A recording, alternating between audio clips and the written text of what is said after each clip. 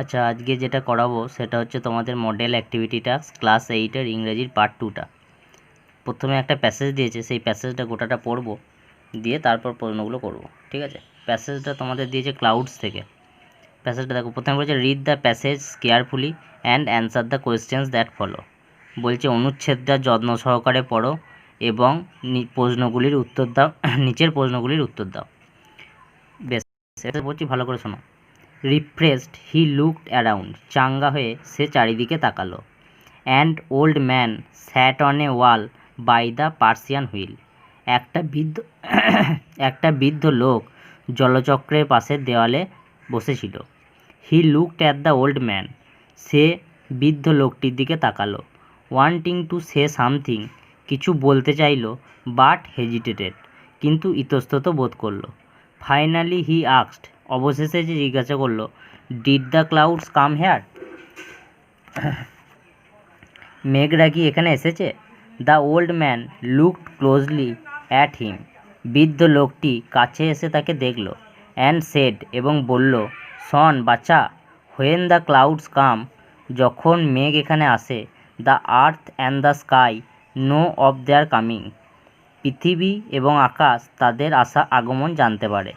But the clouds were here last night, কিন্তু মেঘ এখানে গত রাত্রে এসেছিল। And no one got to know, এবং কেউ জানতে পারেনি। দ্য ওল্ড ম্যান সেড, বৃদ্ধ লোকটি বলল, it is not enough for the clouds to come, এটা মেঘেদের আসার পক্ষে যথেষ্ট নয়। I once lived in a place, আমি একদা এক জায়গায় বাস করতাম, হোয়ার যেখানে, it hadn't rained for 10 years, যেখানে 10 বছর ধরে বৃষ্টি হয়নি। 10 ইয়ার্স, 10 বছর। হি ওয়াজ ওপেন মাউথ, তার মুখ হাঁ হয়ে গেল। হি স্যাট দেয়ার লিসেনিং টু হিজ টেলস, সে সেখানে তার গল্প শুনতে বসে গেল। সাডেনলি, হঠাৎ, হি রিয়েলাইজ, সে উপলব্ধি করল, হাউ লেট ইট ওয়াজ, খুব দেরি হয়ে গেছে। He walked for miles in the sun and the dust, সে রোদে এবং ধুলোয় মাইলের পর মাইল হাঁটতে লাগলো। He went back by the same dirt track, সে সেই কাঁচা রাস্তা দিয়ে আবার ফিরতে লাগলো। He had taken to come there, যে পথে সে এসেছিল। The sun was still fiercely hot, সূর্য এখনও প্রখরভাবে তাপ দিয়ে যাচ্ছে। But when he reach the mud hut, কিন্তু যখন সে কাদার কুঁড়ে ঘরের কাছে পৌঁছালো, হি ফেল্ট এ নিপ, সে একটা নিপ ইন দ্য এয়ার, মানে একটা ভিজে ভিজে ভাব পেল, বাতাসে একটা স্নিগ্ধতা পেল। And the earth was damp under foot, এবং পায়ের নিচের মাটিটাও ভেজা ভেজা লাগলো। এইটা তোমাদের প্যাসেজটা গোটাটা দিয়েছে, ঠিক আছে? এবার এখান থেকে প্রশ্নগুলো দিয়েছে, দেখো। আচ্ছা, প্রথম প্রশ্নটা দিয়েছে, এটা একটু সরিয়ে রাখি, লাগলে তখন হবো।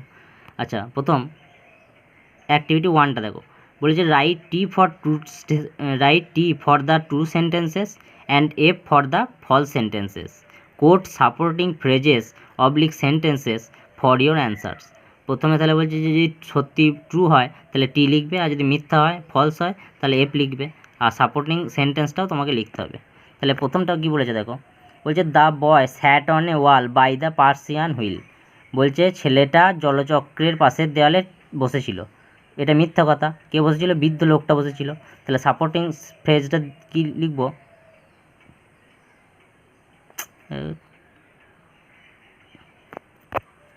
সাপোর্টিং ফ্রেজটা কী লিখব? And old man sat on a wall by the Persian wheel.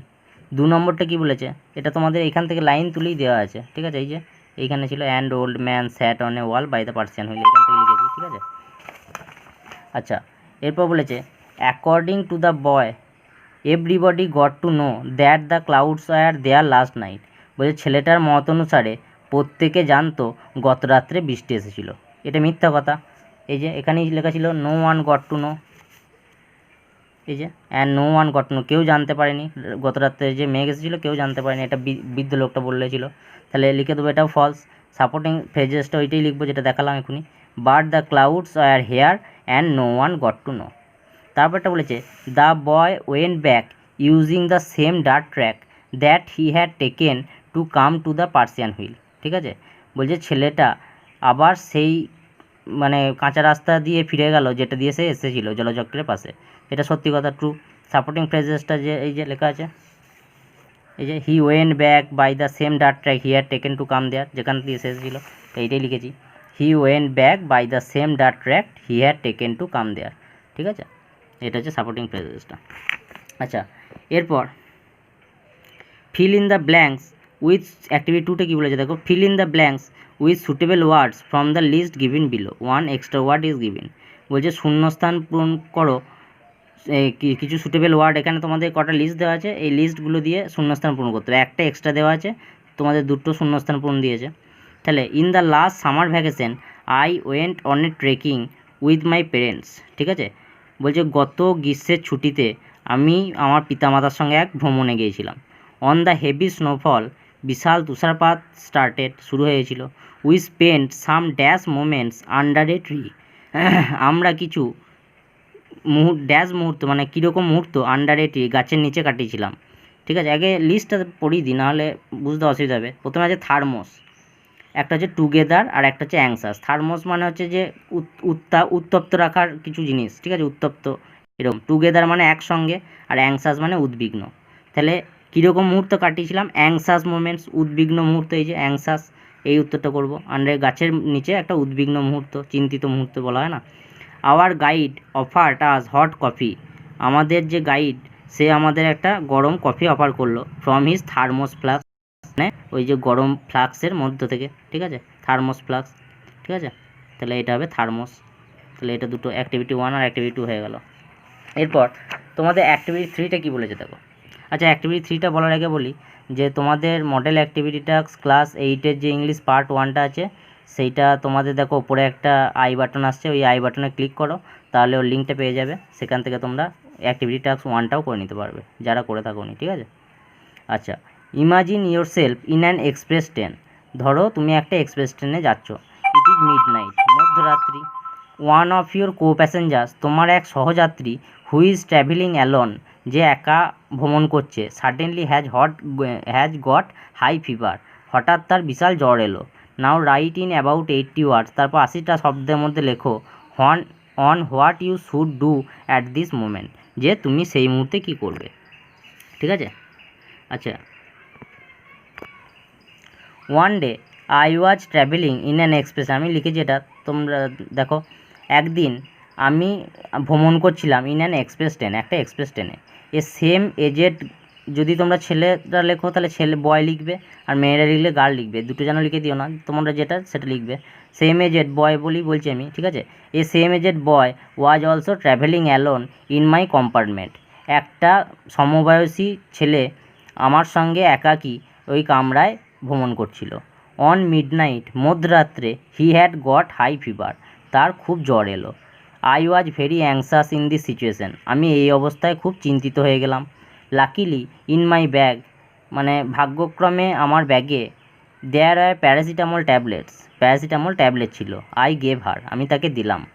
দেন তারপর I called some railway staff, তারপর আমি কিছু রেলওয়ে স্টাফকে ডেকে আনলাম। হি সেন্ট এ ডক্টর, তারা একটা ডাক্তার পাঠালো। The doctor checked him, doctor তাকে চেক করলো। অ্যান্ড গেভ সাম মেডিসিন, এবং কিছু ওষুধ দিল। ইন দ্য মর্নিং, সকালবেলাতে, সি অথবা হি, যদি মেয়েরা লেখো তাহলে সি লিখবে, মেয়ে যদি থাকে, ঠিক আছে। যদি মেয়ে তোমার সঙ্গে মনে করো তোমরা মেয়ে বন্ধু আছে তোমাদের, এখানে হি, ছেলে যদি লেখো তাহলে হি লিখবে। তাহলে হি ওয়াজ ফুললি কিওর্ড, সে সম্পূর্ণ সেরে গেল। হি অথবা সি থ্যাঙ্কড মি, মানে যদি ছেলে যায় তোমার সঙ্গে ভ্রমণ করছিল তাহলে ছেলে হলে হি লিখবে, আর যদি মেয়ে কোনো ভ্রমণ করছিল তাহলে সি লিখবে, ঠিক আছে। তাহলে হি থ্যাঙ্কড মি, সে আমাকে ধন্যবাদ জানালো। ব্যাস, আজকে ভিডিও এই পর্যন্তই। ভিডিওটা ভালো লাগলে লাইক করো, আর অবশ্যই ভিডিওটা সাবস্ক্রাইব করো।